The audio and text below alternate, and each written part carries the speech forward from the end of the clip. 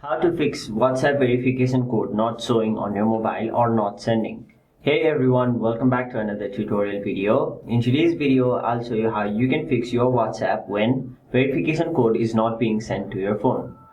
So, if you go to your WhatsApp, then let's go to agree and continue. Now enter your mobile number and now tap on next. Now tap on OK.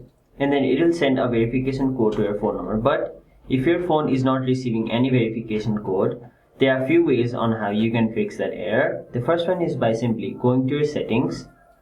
After that, scroll down and then go to apps.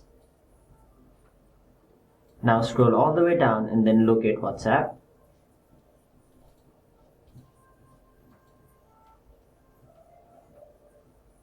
Now again scroll down and then go to storage.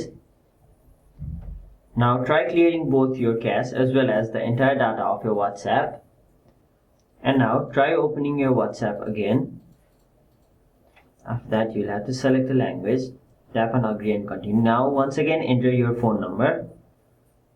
Tap next. Again tap on OK.